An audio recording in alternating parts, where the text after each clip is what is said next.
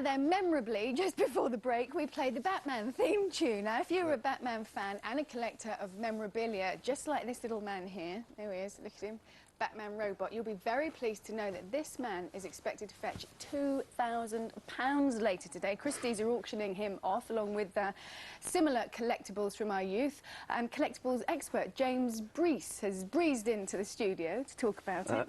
Nice to see you. Good morning. Do you have anything stashed away in your attic then that you could... I was one of those sad kids who played a lot with the Star Wars toys, you know, never mentioned that, antiques experts, but they have really set the trend for collecting of toys and TV and film toys in particular.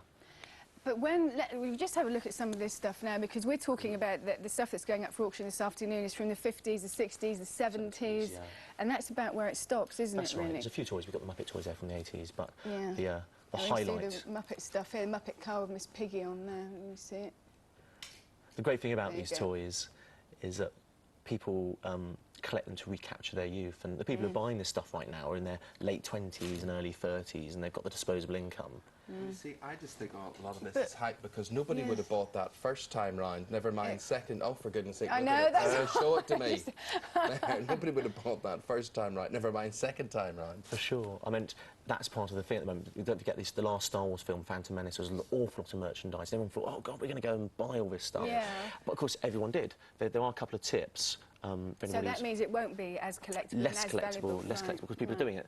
The turning point was 1980, I think, and people kind of cottoned on again with the Star Wars toys. There is a lovely selection of stuff coming up for sale. It's about 2 o'clock this afternoon at Christie's South Ken. The highlight is this Batman toy. He's really unusual. I've only ever seen 1 or 2 of these before. Yeah, I've never seen one, actually. In a box, one of them went for about £2,000 recently. He's got... he's from the 1966 Batman series. Can I pick him up? Is that okay? Careful with him. I will pick him up. And he looks like he's swallowed a barrel. He's absolutely nothing like the lead character. He looks a bit like Bob Monkhouse around the jaw, actually, I noticed earlier. Ooh, slander, sleaze. His headlight, it's a vinyl head and it actually lights up. It's in full working order. Very unusual to find a toy like this. He was a Japanese toy made by Nomura, who also made lots of legendary action toy robots from the 50s. The key is, as you mentioned there, I suppose any of us who enjoyed toys as youngsters, the one thing you don't do is keep the box, of course. That's right. And the box is all important. 2 key things when it comes to TV toys and film toys in particular. Keywords, the secret is boxed and mint. If people tend to treat them with contempt and chuck them out the box. It's Christmas Day, I did, and you make them worthless. Not treat them with contempt, that's playing with them. Yeah, playing you with buy them to enjoy them, well, you actually play with the boxes more than you do the toys and then throw them out, don't you? But look at this one, James, Muffin. I mean, you talk about Muffin, they're from the 50s. That's right.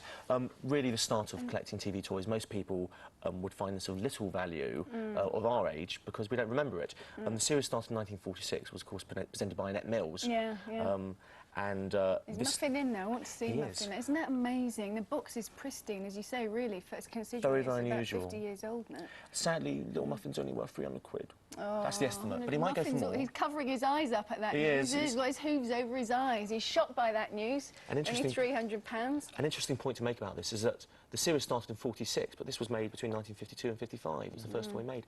It's amazing that, you know, toys were actually made after the series. It's actually been going for a while. These days, it's the toy which comes first. Yeah, exactly.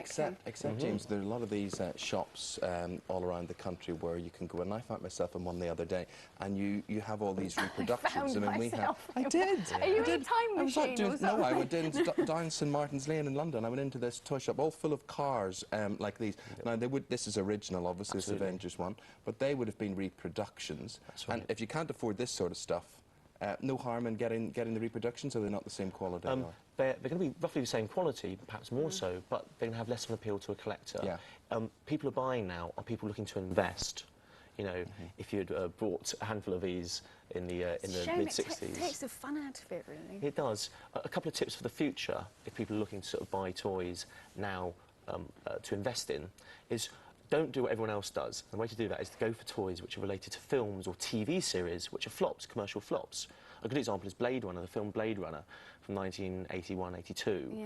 A series of toys came out and they lasted on the shelves for just a couple of weeks. Isn't that amazing? Blade Runner is now a cult movie. It's a cult movie and it made its money back many times over. Amazing. So, you know, also toys from the 70s, 80s and 90s are all becoming very collectible now.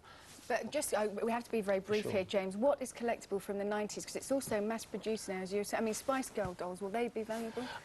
One day, if they're boxed and mint and they're not damaged, the key for the 90s, I think, is three words: Wallace and Gromit.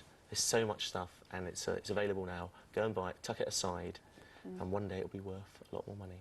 Good. Well, we've decided you're collectible. It'll be nice to have you back again, as long as you don't charge a king's ransom for it, James.